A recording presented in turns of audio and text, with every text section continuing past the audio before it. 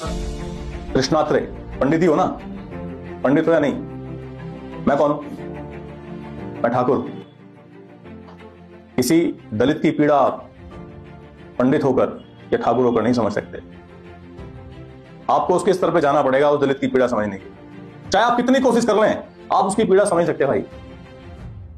तू बता दे, आज तक तुझे ना तेरी जाति के आधार पे तुझे आज तक किसी लाइन में से निकाला गया हो? तेरे हाथ से कोई बर्तन ले लिया हो?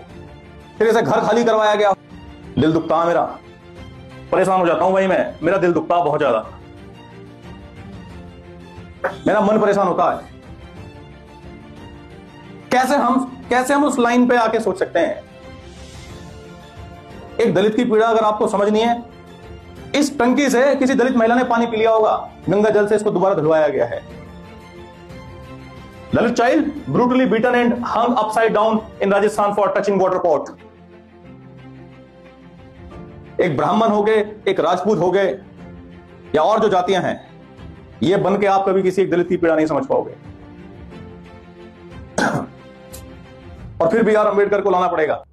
बड़ौदा रियासत के मालिक जो राजा थे, उन्होंने इसी शर्त पे बी आर अंबेडकर को पढ़ने भेजा था अमेरिका कि आप वहां से पढ़ के आइए, और जब आप वहां से पढ़ के आएंगे तो उसके बाद आप इस रियासत में 10 साल तक नौकरी करेंगे, तो मैं आपको छात्रवृत्ति दूंगा, वरना नहीं दूंगा। और जब वो अमेरिका से वापस आए तो वहां पर गए। आपको पता है बड़ौदा की रियासत में क्या बने थे अंबेडकर? बड़ौदा की रियासत में अंबेडकर मिलिट्री एडवाइजर बने थे। इतना बड़ा रैंक, इतना बड़ा रैंक। और जिस समय वो वहां गए तो उन्हें कोई पानी नहीं पिलाता था।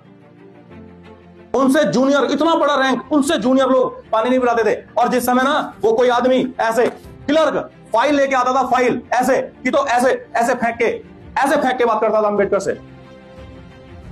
क्यों? उनकी जाति महार है, और वो जो कर्मचारी क्लर्क जो फाइल लेके आया उसकी उच्च जाति है, वो स्पर्श नहीं होना चाहता है।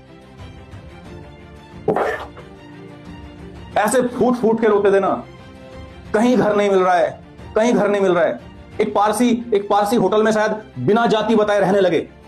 एक पारसी होटल में कैसे करके पता लग गया कि नहीं ये तो इस जाति का है, लोग लाठी डंडे लेके मारने आ गए।